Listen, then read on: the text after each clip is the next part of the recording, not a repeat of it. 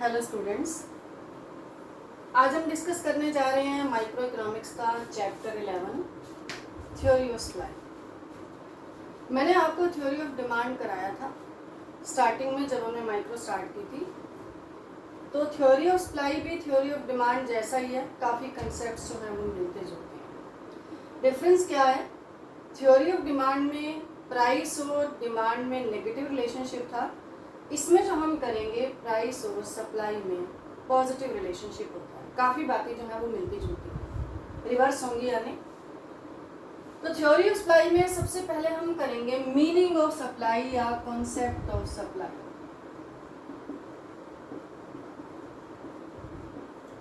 कोई भी गुड्स या सर्विसेज होती हैं, उनकी सप्लाई कौन करता है? प्रोड्यूसर करता है, सेलर करता है या फर्म करती है। फर्म जिसको कि प्रोड्यूसिंग यूनिट कहते हैं। तो सप्लाई का मीनिंग क्या है? Supply means quantities of a commodity, मतलब एक कमोडिटी की क्वांटिटीज विच दी सेलर्स या producers are willing to sell या ready to sell at different prices at a point of time. Supply क्या है? किसी भी चीज़ की वो क्वांटिटी, वो मात्राएं जो सेलर डिफरेंट प्राइसेस पर बेचने के लिए तैयार हैं, इसे हम कहेंगे सप्लाई।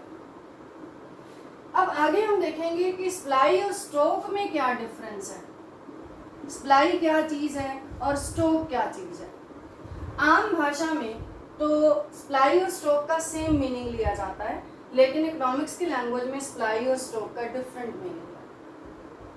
सप्लाई क्या चीज़ है और स्टॉक क्या चीज़ है? स्टॉक तो वो क्वांटिटी है जो एक प्रोड्यूसर के पास अवेलेबल है, एक प्रोड्यूसर के पास, एक फर्म के पास, एक सेलर के पास जो अवेलेबल है। यानी amount of a commodity available with the seller is called stock.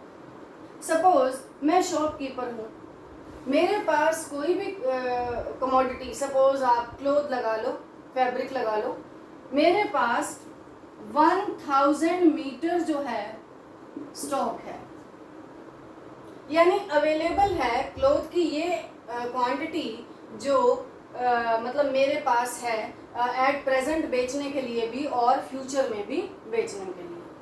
और सप्लाई क्या चीज़ है? Supply is that part of stock, stock का वो हिस्सा which the producer is willing to sell at a particular price या different prices of a commodity।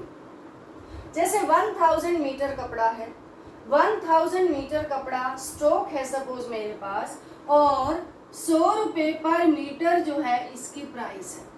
अब 100 रुपये पर मीटर प्राइस पर अगर मैं इसके 50 मीटर सेल करने के लिए रेडी हूँ तो 50 मीटर जो है सप्लाई होगी और स्टॉक क्या होगा? 1000 मीटर होगा। और हो सकता है कि मैं ये 100 रुपीज़ पर मीटर पर सारा का सारा स्टॉक ही बेचने को तैयार हो जाऊँ, तो सारा का सारा स्टॉक क्या बन जाएगा? सप्लाई बन जाएगा। मीन्स सप्लाई क्या है? स्टॉक का वो हिस्सा है जो सेलर एक डिफरेंट प्राइसेस पर या एक पर्टिकुलर प्राइसेस पर बेचने के लिए तैयार है, विलिंग है, रेडी है। और स्टॉक क्या है? Total amount of a commodity available with the seller, जो सेलर के पास है प्रेजेंट में भी बेचने के लिए और फ्यूचर में भी बेचने के लिए। अब इन दोनों में क्या डिफरेंस है? एक डिफरेंस तो यही हो गया आपका जो डेफिनेशन का हो गया। इसके बाद सेकंड आप बता सकते हो कि जो सप्लाई है वो फ्लो कंसेप्ट है। Supply is flow concept. Flow concept क्या होता है? जिसको हम ड्यूरेशन ऑफ टाइम में मापते हैं, पॉइंट ऑफ टाइम में नहीं नापते। जिसको हम ड्यूरेशन ऑफ टाइम का मतलब पर week, per month, per year, ऐसे जिसका मेजरमेंट करें तो उसे फ्लो कंसेप्ट कहते हैं। और स्टॉक जो है ये फ्लो कॉन्सेप्ट नहीं है, ये अपने आप में ही स्टॉक कॉन्सेप्ट है। स्टॉक कॉन्सेप्ट वो होता है जो मेजर किया जाता है at a point of time. याद रहे, सप्लाई जो है फ्लो कॉन्सेप्ट है और स्टॉक जो है वो फ्लो कॉन्सेप्ट नहीं है, क्योंकि स्टॉक का मेजरमेंट किया जाता है at a point of time और फ्लो का मेजरमेंट किया जाता है ड्यूरेशन ऑफ टाइम।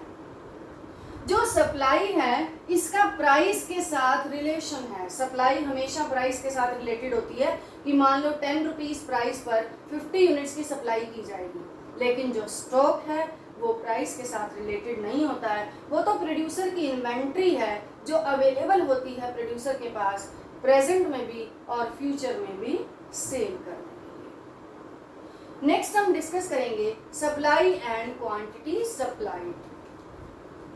जैसे हमने डिमांड वाले चैप्टर में भी किया था, demand and quantity demanded, similarly हम करेंगे supply and quantity supplied.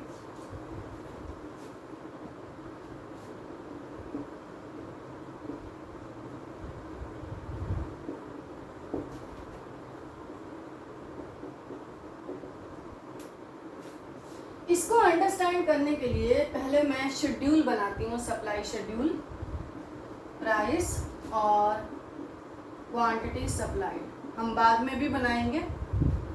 Price rupees में है और क्वांटिटी सप्लाइड जो है वो यूनिट्स में है। आप ये किसी भी चीज़ की क्वांटिटी ले सकते हो, कोई भी कमोडिटी, आइसक्रीम है, पेन है, व्हाटएवर।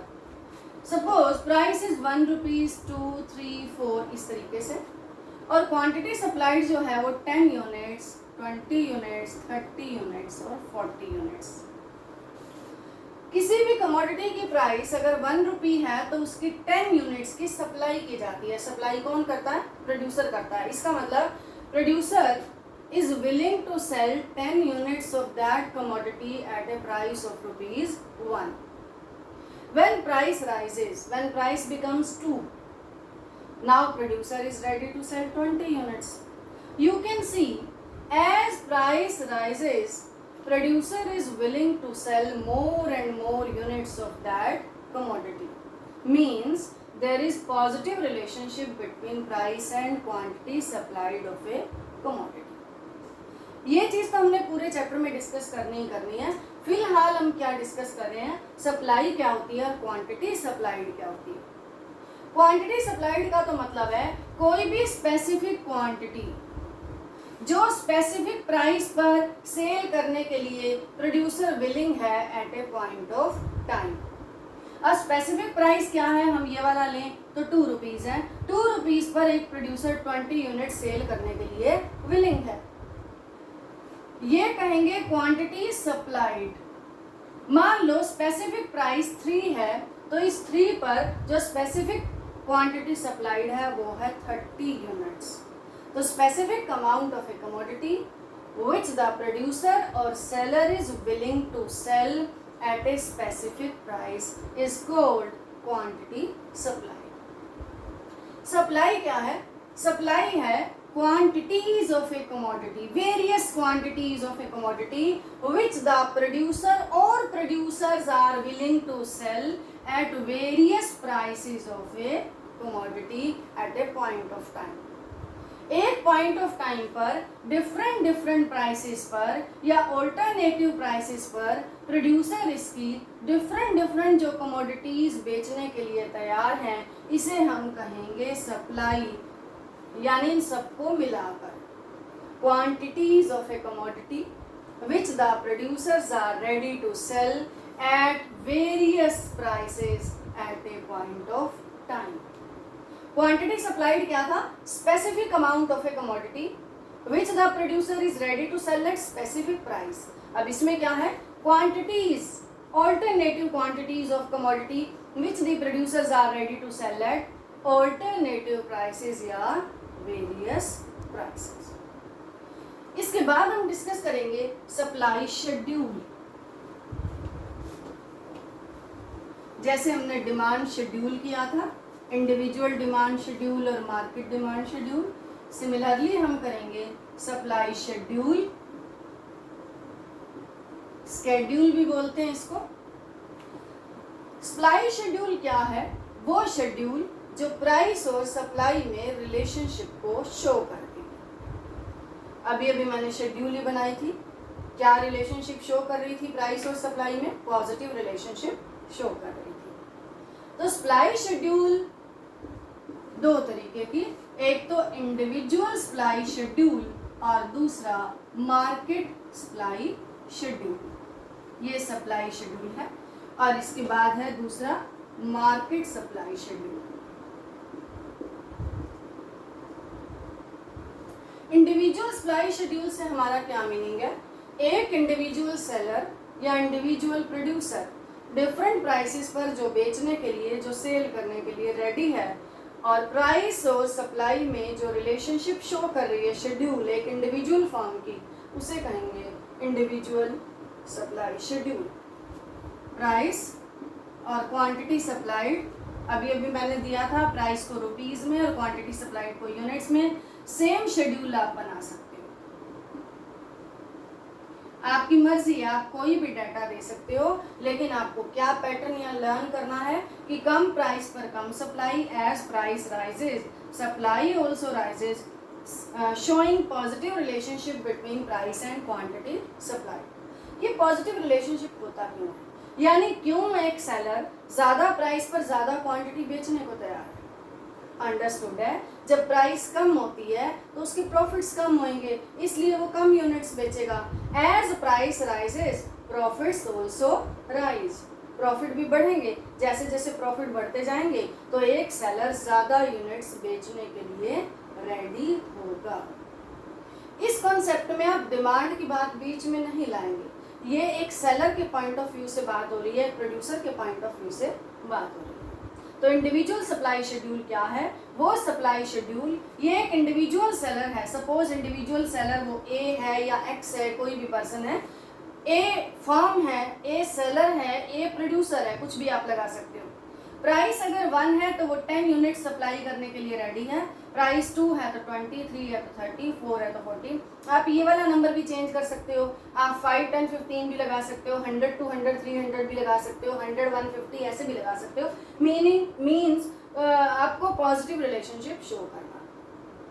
तो ये था इंडिविजुअल सप्लाई शेड्यूल, यानी एक फर्म का, एक इंडिविजुअल सेलर का supply schedule. Supply schedule means वो शेड्यूल जो प्राइस और क्वांटिटी सप्लाइड में रिलेशनशिप शो करती है। अब आगे हम देखते हैं market supply schedule. Market supply schedule क्या है?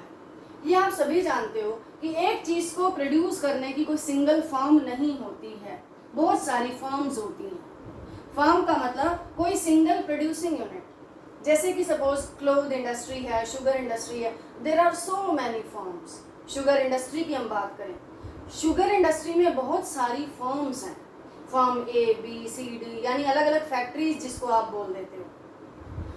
तो जो सम टोटल ऑफ फर्म्स है, सारी फर्मों को मिला के sum total of firms is called industry. सारी फर्मों का अगर हम सम टोटल कर देंगे तो इसको इंडस्ट्री बोलेंगे। जैसे शुगर इंडस्ट्री में जितनी भी फर्म्स हैं, मान लो 50 हैं, 100 हैं, 200 हैं, तो उनका सम टोटल कर देंगे तो वो इंडस्ट्री कहलाएगी शुगर इंडस्ट्री। जैसे हम कहते हैं कार इंडस्ट्री, या फिर कोई भी consumer good industry, ice cream industry, detergent industry, T industry, तो उसमें बहुत सारी फर्म्स होती हैं, बहुत सारे प्रोड्यूसर्स होते हैं। तो अब हम आते हैं मार्केट सप्लाई शेड्यूल पर। तो ये तो आपको समझ आ गया होगा कि मार्केट सप्लाई शेड्यूल जो है एक इंडस्ट्री के सप्लाई शेड्यूल की बात हो रही है, ना कि एक फर्म के सप्लाई शेड्यूल की बात हो रही है। ये था एक फर्म का सप्लाई शेड्यूल, यानी इंडिविजुअल सेलर का, इंडिविजुअल प्रोड्यूसर का सप्लाई शेड्यूल। अब हम बात करेंगे मार्केट सप्लाई शेड्यूल को, जिसमें सभी फर्म्स का सप्लाई शेड्यूल होगा। For sake of simplicity in economics, we don't take so many firms. There are 100 firms, there may be 200 firms. हम इतनी सारी नहीं लेंगे, हम सिंप्लिसिटी के लिए 2 या 3 फर्म्स का सप्लाई शेड्यूल बनाएंगे, फिर उनका सम टोटल कर देंगे। तो मार्केट सप्लाई शेड्यूल के लिए हम क्या करेंगे? सपोज ये एक प्रोड्यूसर का सप्लाई शेड्यूल है, प्रोड्यूसर ए, प्रोड्यूसर बी का हम इसके साथ ही बना देते हैं। वही चीज़ है, कोई भी कमोडिटी है, कमोडिटी एक्स है, चाहे ये पेन है, चाहे आइसक्रीम है, चाहे बुक है, कोई और चीज़ है। जब इसकी प्राइस 1 रुपी है तो प्रोड्यूसर बी क्या सप्लाई कर रहा है उसका शेड्यूल हम देखते हैं।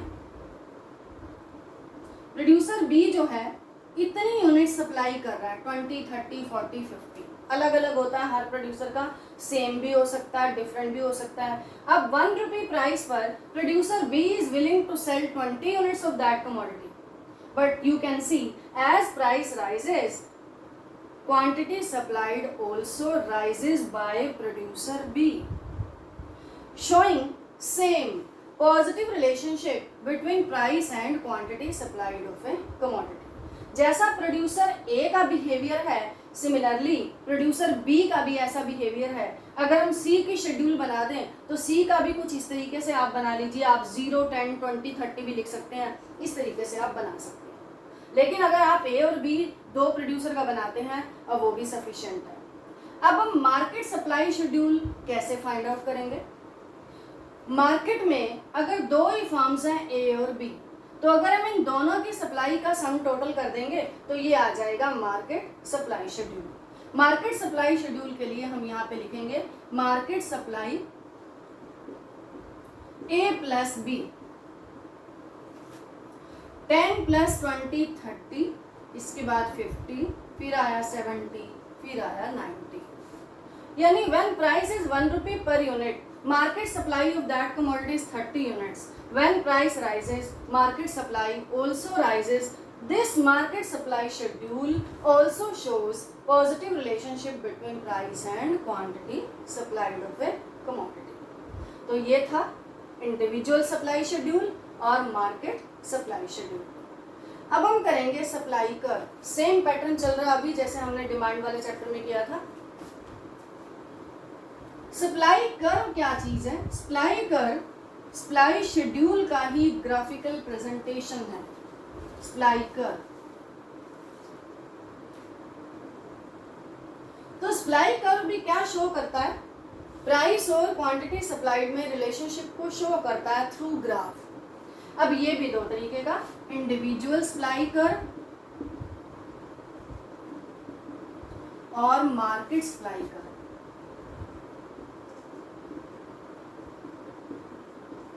इंडिविजुअल सप्लाई कर्व जो एक इंडिविजुअल सेलर का या एक फर्म का या एक प्रोड्यूसर का सप्लाई कर्व है। जो सप्लाई शेड्यूल हमने पहले बनाई थी उसी के अकॉर्डिंग जो है हम इंडिविजुअल सप्लाई कर्व बना देंगे। जैसे हमने ये बनाई थी P और ये क्वांटिटी, P का मतलब प्राइस 1, 2, 3, 4, अब रफली बना रही हूँ मैं 10, 20, 30, 40। इसी को भी हम ग्राफ से अगर प्रेजेंट करें तो क्वांटिटी सप्लाइड को हम लेंगे x एक्सिस पर और प्राइस को हम लेंगे y एक्सिस पर। ये y एक्सिस है, ये x एक्सिस है। अब जो प्राइस है 1, 2, 3, 4 आप ऐसे लिख लीजिए 1, 2, 3, 4, और जो क्वांटिटी सप्लाइड है 10, 20, 30, 40 यूनिट्स आप ऐसे लिख सकते हैं। When price is 1, quantity supplied is 10, आपने यहाँ पॉइंट लगाया। Price is 1, quantity supplied is 10। Price rises to 2, quantity supplied also rises to 20, then 30, at price 3 it is 30, at price 4 it is 40. These are the points. By joining these points we get supply curve. This is supply curve. हमने इन points को join किया है, ये supply curve है, SS आप लिख देंगे। This supply curve slopes upward from left to right, positively sloped है। जैसे हमने डिमांड कर्व किया था ये नेगेटिवली स्लोप था, it was like this, showing negative relationship between price and quantity demanded, but supply curve is just opposite to demand curve. It shows positive relationship between price and quantity supplied. देखिए ये upward sloping है from left to right. अब हम आगे कर रहे हैं market supply curve. Market supply curve में क्या होगा कि जो भी इंडिविजुअल यूनिट्स हैं, जो भी प्रोड्यूसर्स हैं, उन सबका अलग अलग बनाकर फिर उनका सम टोटल कर देंगे तो मार्केट सप्लाई कर्व आ जाएगा। हमने सिंप्लिसिटी के लिए क्या लिया था? हमने दो ही प्रोड्यूसर लिए थे, प्रोड्यूसर ए और बी। सपोज ये हमने प्रोड्यूसर ए का सप्लाई कर्व बनाया, अब प्रोड्यूसर बी का सप्लाई कर्व कैसे बनेगा वो भी बिल्कुल इसी तरीके से इसके साथ ही आप बना दीजिए।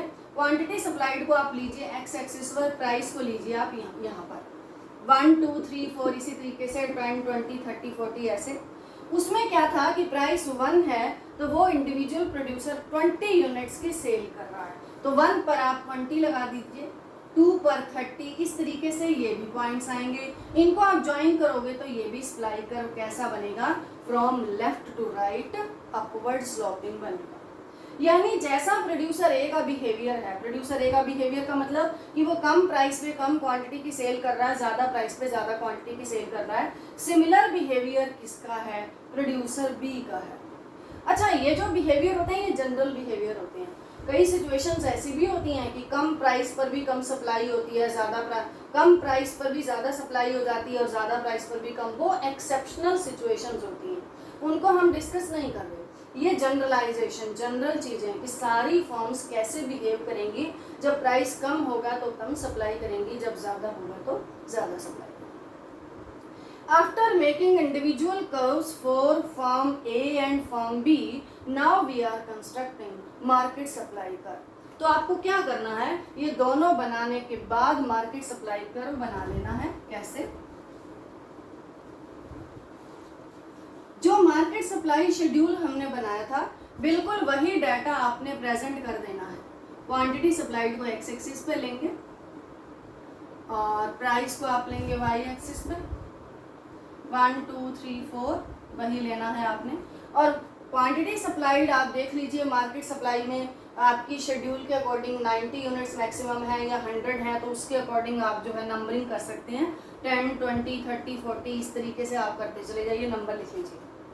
सपोज प्राइस 1 है तो जो मार्केट सप्लाई है वो 30 यूनिट्स की है, तो ये 30 पर पॉइंट आया। आगे प्राइस 2 पर 50 यूनिट्स हैं तो यहाँ पर आया।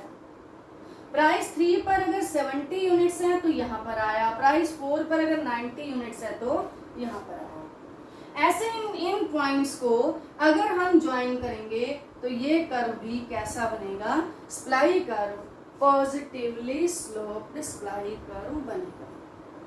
हमने क्योंकि लीनियर रिलेशनशिप लिया है, हमने जो शेड्यूल बनाई थी हम सेम गैप से इंक्रीज कर रहे थे क्वांटिटी सप्लाइड को, इसलिए आपका स्ट्रेट लाइन सप्लाई कर्व बनेगा।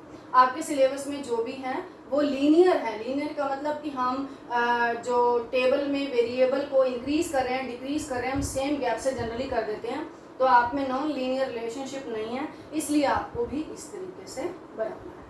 तो market supply curve is also sloping from left to right, क्या, upward sloping, showing positive relationship between price and quantity supplied of a commodity. यानी सारे प्रोड्यूसर्स मिलकर मार्केट में क्या बिहेव कर रहे हैं कि प्राइस कम है तो कम यूनिट्स की सप्लाई कर रहे हैं, और प्राइस ज़्यादा है तो ज़्यादा यूनिट्स की सप्लाई कर रहे हैं। रिमेनिंग पार्ट हम करेंगे नेक्स्ट वीडियो।